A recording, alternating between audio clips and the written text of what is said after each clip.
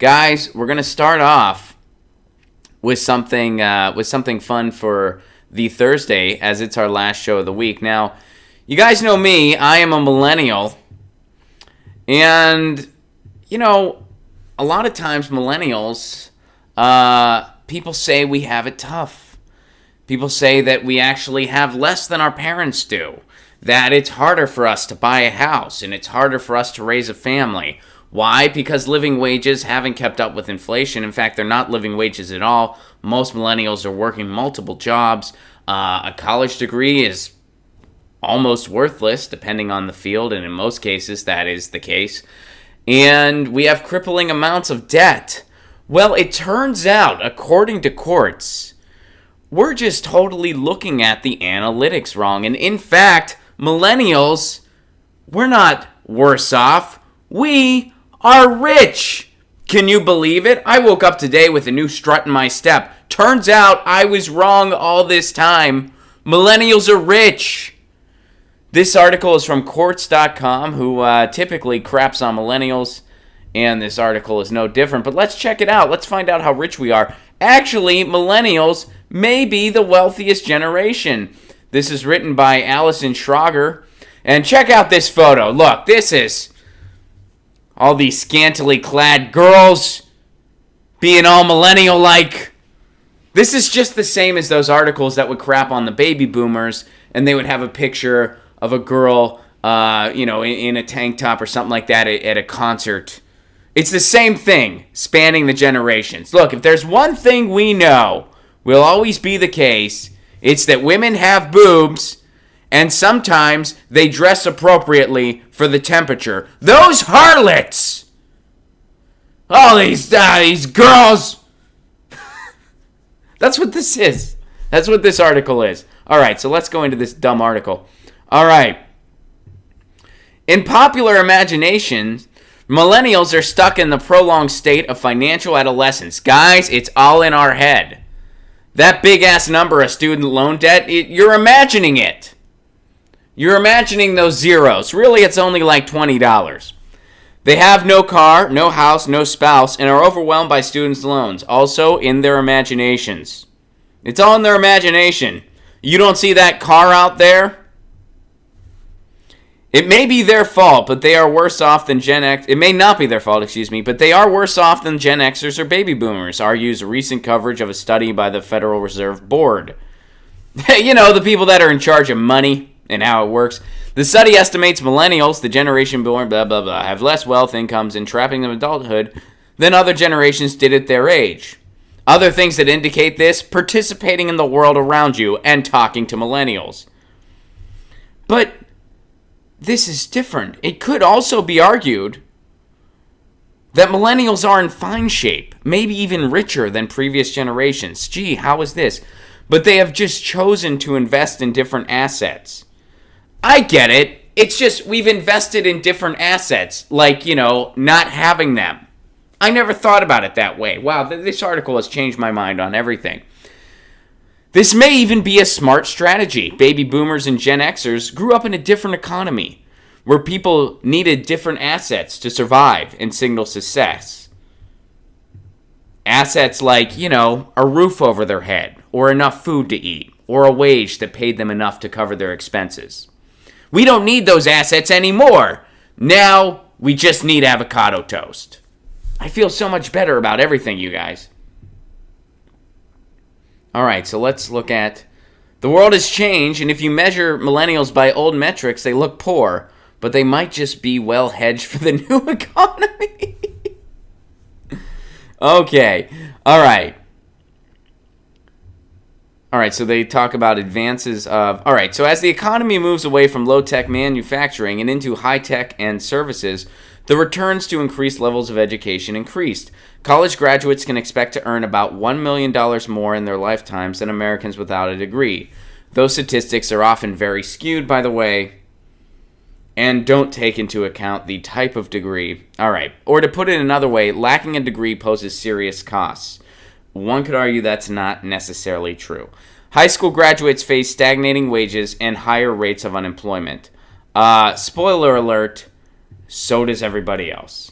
And there's a lot of other statistics out there that indicate that a college degree doesn't do all that much for you in today's world. Which is true. I have a master's degree.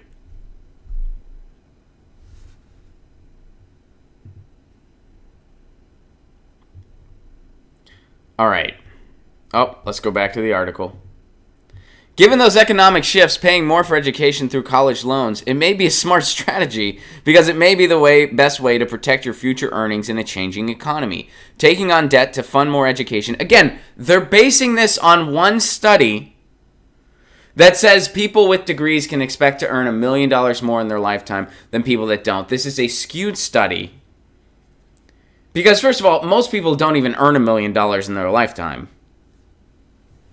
There are tons of other studies out there that indicate that an undergraduate degree is essentially worthless in most cases. Now, are there particular fields you can go into that still have high earning potential? Sure.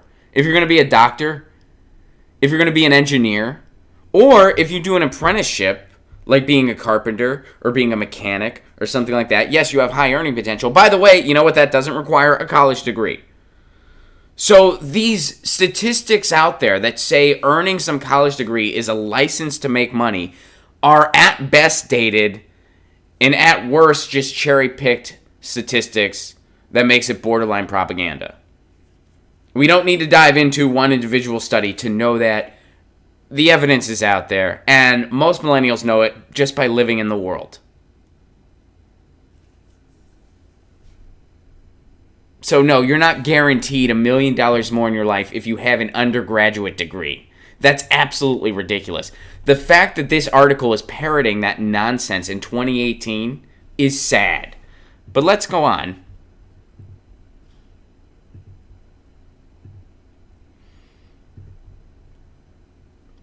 Millennials are not only more educated, they are also more urbane. The changing structure of the economy rewards living in large urban areas.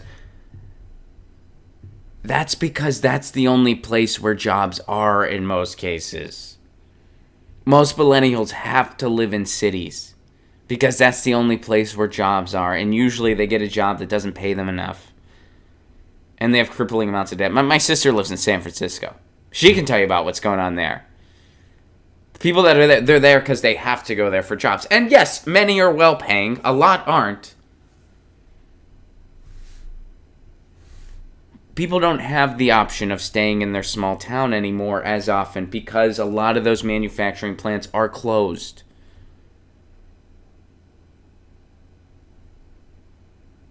You know, I grew up in Pittsburgh, Pennsylvania. 90% of my friends, even more than that, don't live there anymore. And Pittsburgh's a major city, by the way. But why don't they? Well, because it's not what it was in the past. Years ago, Pittsburgh was one of the biggest urban hubs in the country. It was one of the most productive cities in the United States, which a lot of people don't know about. But that's the truth. And it was still a big business center, even after the mills had closed. And there was a time where you could join a union, get a high-paying job, where with one salary, you could afford a house, and you could afford a family. With one salary. Those days are long gone. Long gone. Why? Because the unions don't have any power anymore.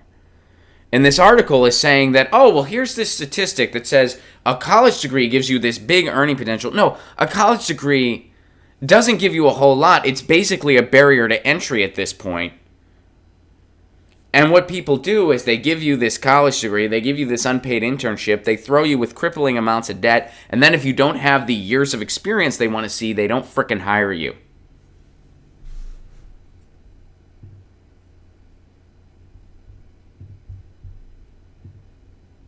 All right, investing. All right, so here's that bogus investing in different assets. The Fed estimates millennials have slightly lower median net worth than Gen Xers had, but that doesn't mean millennials are actually poorer. If you have less money, it doesn't mean you're actually poorer, because there's wealth in other things, like love. All right, this is worth more because of the extra education. Okay, they're going back to that one statistic they cite that's bogus. Okay. Overall, millennials have less debt than previous generations. The fact that this sentence was printed in an actual media outlet is insane. They carry, oh, here's their argument why.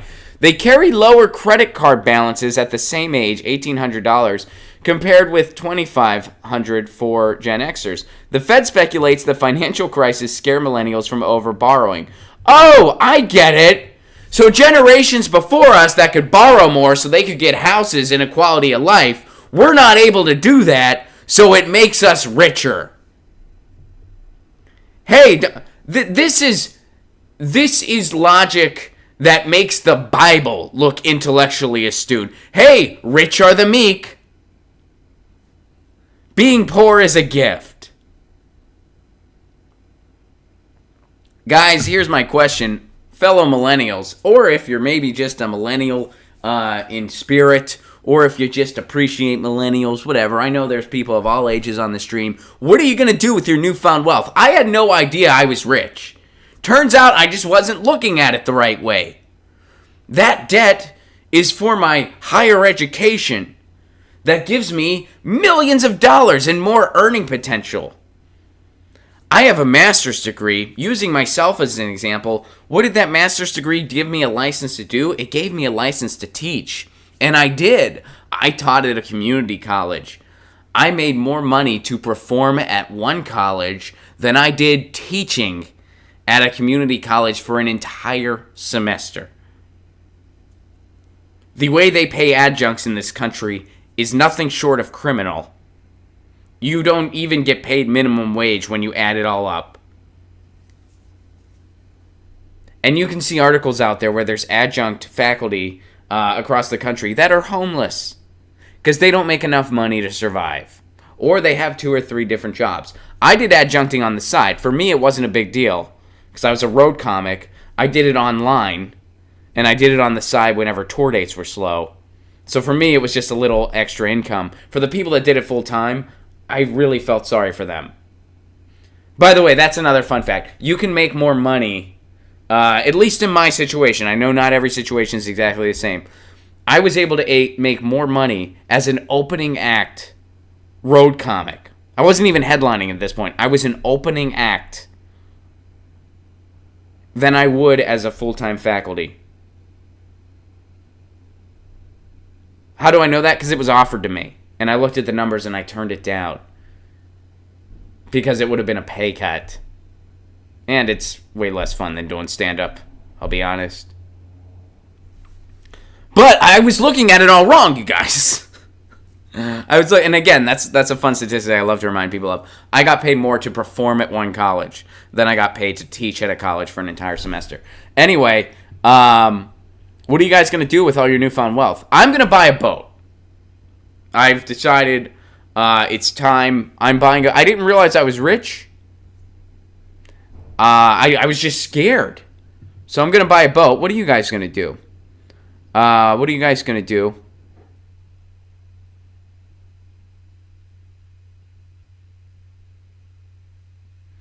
I'm guessing they might have a unique definition of wealthy. Yeah, you know, a unique definition of wealthy, meaning we're wealthy in companionship and love.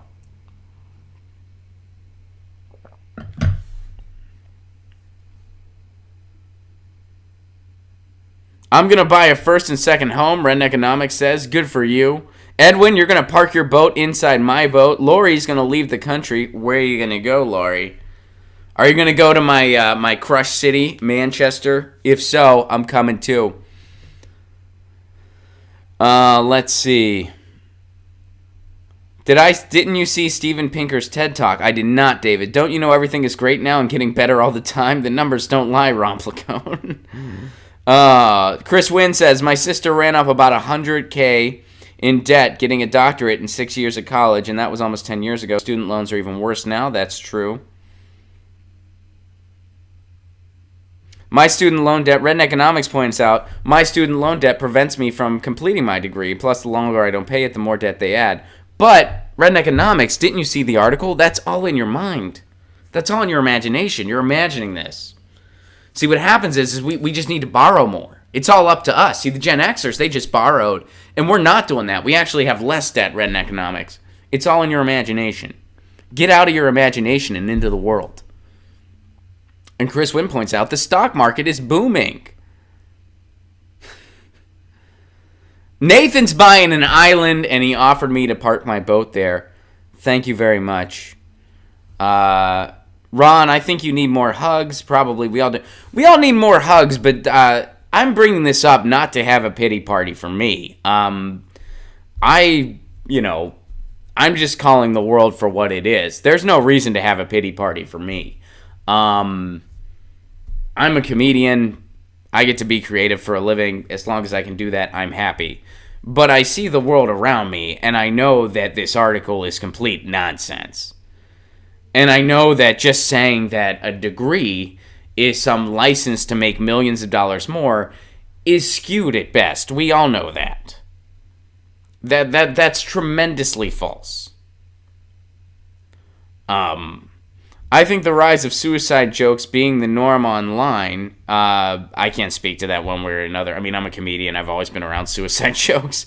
Is a sign of a stressful life millennials and Gen Z will have. We see the future we've been given, and it's not bright. Yeah, exactly. Abso-freaking-lutely. You know, it's so funny. I was in the car with my dad recently, because you guys know that my grandma passed recently. So I was back in my hometown of Pittsburgh.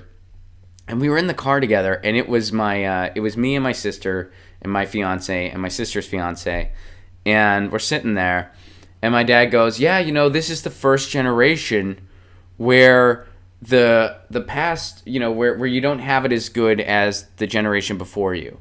You guys, it's not as easy for you to get jobs. It's not as easy for you to buy a house. You can't do what my generation was able to do." And he's going on and on about it, and finally I just said, "Dude, you don't need to tell us. We know. We lived through it. We know this." And then everybody laughed because you got to see the humor in it. And by the way, kudos to my dad for owning up to it. A lot of people, not everybody in his generation, but a lot of people in his generation won't admit to that. A lot of people in his generation look at bogus articles like this Quartz article, and they say, "See, millennials are fine." So kudos to my dad for at least owning up to it, that, yeah, you guys don't have it as good as we did. You're the first generation that doesn't have it as easy as your parents in the contemporary U.S. Jordan points out, my parents would never admit that.